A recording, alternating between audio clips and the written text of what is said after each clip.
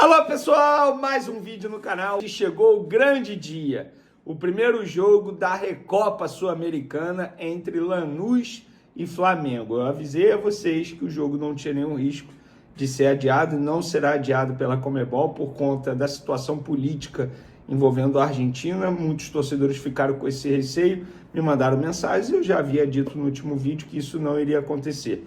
Pelo contrário, o jogo vai acontecer. Inclusive, a Conmebol até contratou um engenheiro para melhorar o estado do gramado do estádio, para receber boas condições. A gente vai trazer mais uma informação extremamente importante envolvendo essa decisão. Achei uma atitude certeira da Conmebol. Pois é, vocês que gostam de criticar, eu também critico bastante a Conmebol, mas agora a gente vai precisar elogiar, porque de fato eles foram muito bem nessa decisão. Vamos trazer o provável time do Flamengo para pegar o Lanús daqui a pouco, com uma mudança no meio de campo, provavelmente. E tem também informação sobre Everton Cebolinha. Tem negociação em andamento para renovar ou não.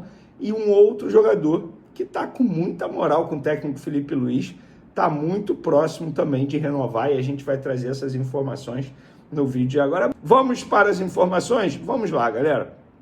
Informação muito importante.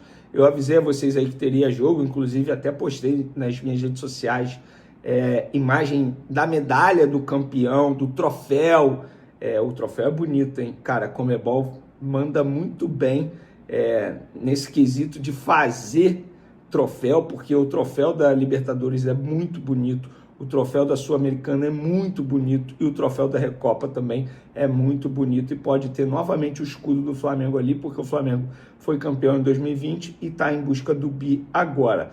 E além disso, apurei que a Conmebol vai inaugurar a tecnologia Goal Line Technology nos dois jogos, ida e volta da Recopa.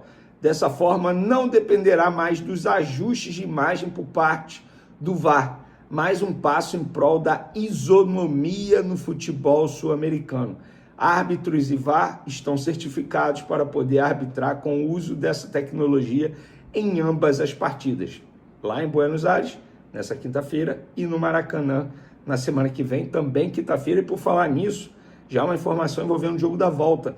Mais de 36 mil bilhetes já foram emitidos. Setor norte esgotado, tá? Pelo menos foi o que me constataram lá no Flamengo. Óbvio que se você entrar aí pode ter disponível, porque sempre tem o cara que faz a compra e o cartão não passa e o ingresso acaba ficando disponível novamente. Sempre acontece esse tipo de situação. Mas fica a informação, mais de 36 mil ingressos já foram emitidos, expectativa de casa cheíssima no Maracanã, a torcida comprando o ingresso, fazendo seu papel, mesmo sem saber o resultado do jogo de ida, que será nessa quinta-feira. Antes de falar do provável time, vamos falar aqui de renovação de contrato, galera. Cebolinha, muita gente me perguntando se está próximo. Eu vou trazer atualização sobre isso, e eu vou até botar aqui na conversa com a pessoa. Eu perguntei, procede que o Flamengo está muito próximo de renovar com Cebolinha, que ele aceitou os termos para renovação de contrato com o Flamengo até o fim de 2028? O Juliano Bertolucci, principal empresário dele, respondeu não. E aí eu perguntei, mas tem negociação já? Ele respondeu não, Venê. Então, trazendo aí a informação com o principal empresário do Everton Cebolinha.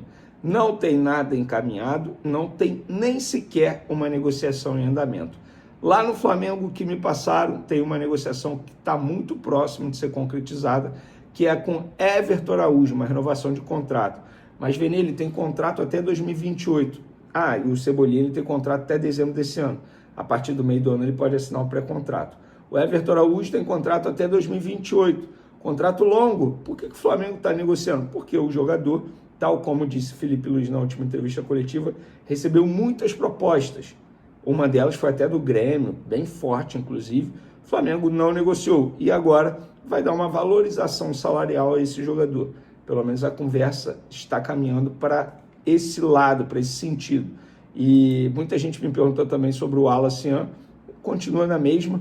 Ele está fora da lista de relacionados, segundo o Flamengo, por conta de dores musculares, e não por conta da negociação com o Red Bull Bragantino, até porque ele estava sendo relacionado normalmente, tá? Então, É isso, gente, não mudou nada. Se o Bragantino fizer aquilo que havia acordado com o Flamengo, quando o jogador se despediu ainda naquele jogo do Campeonato Carioca, tudo certo, mas o Bragantino em nenhum momento voltou atrás da decisão de mudar o que havia combinado depois de apertar a mão do Flamengo, falar, beleza, mas o jogador se despediu. No Flamengo, o entendimento que o jogador tomou essa decisão porque ele quis, foi uma atitude dele, porque ele não foi liberado pelo Flamengo em nenhum momento, na ocasião, para poder fazer aquele tipo de discurso de despedida como ele teve na frente das câmeras. Vamos falar agora do provável time do Flamengo para pegar o Lanús daqui a pouco. Rossi, Varela, Léo Ortiz, Léo Pereira, Alexandro, Pulgar, Everton Araújo e Arrascaeta. Paquetá ou Carrascal, Cebolinha e Pedro. Esse aí é o provável time do Flamengo para pegar o Lanús. Nossa, Venê, mas o Paquetá estava atuando de segundo volante. Por que ele vai botar o Paquetá mais adiantado? Eu expliquei no último vídeo. É um entendimento do Felipe Luiz. Lembrando, o Felipe Luiz é um cara que só confirma a escalação na pré-eleição. E, pelo que eu sei, a pré-eleição do jogo de hoje vai ser no estádio. Então, fica inviável eu, como jornalista, cravar que essa vai ser a escalação. Seria leviano da minha parte. Eu estaria ludibriando você, torcedor, estaria mentindo para você, torcedor. É por isso que eu estou destacando a provável escalação. Porque até onde eu soube, o Felipe Luiz e sua comissão técnica estavam planejando colocar o Everton Araújo e o Pulgar, dois volantes com mais características defensivas por conta do estilo de jogo do Lanús dentro da sua casa. No entendimento deles, o Lanús tem características bem diferentes, atuando em casa e atuando fora de casa. De verdade é isso, tá? Eu acompanho o Lanús na Sul-Americana do ano passado, porque estava sendo transmitido pelo SBT, eles passaram pelo Fluminense. Na final, jogo único, confesso que eu esperava que fosse do Atlético Mineiro. Em um jogo muito ruim, o Lanús acabou sendo campeão. Então, eu penso o seguinte, tá? O Lanús ele vai fazer um jogo para sair vivo da Argentina e buscar o título dentro do Maracanã, segurando muito o jogo. E aí o Felipe Luiz está ciente disso. Diz aí, torcedor, gostou das informações? Palpite para hoje. 2-1 Flamengo. E vocês, o que vocês acham? Fui, galera! Valeu! Vamos para as informações. Galera, é o seguinte, informação sobre a semifinal do Campeonato Carioca entre Flamengo e Madureira. Acabei de conversar com o presidente do Madureira, o Elias Duba, e ele me confirmou que, na verdade, me confirmou não, ele acabou me revelando que o Madureira vai enfrentar o Flamengo em um dos jogos, são 2 jogos, e o jogo que o Madureira for mandante vai enfrentar o Flamengo no Maracanã.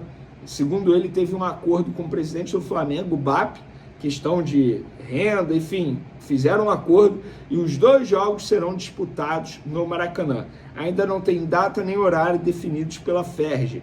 Assim que tiver, a gente traz aqui. Na outra semifinal, Fluminense e Vasco. O Fluminense é um favorito para chegar à final, embora o Fluminense seja, digamos assim, um freguês nos últimos anos do Vasco da Gama, mas eu acho que o Fluminense chega como favorito nesse duelo.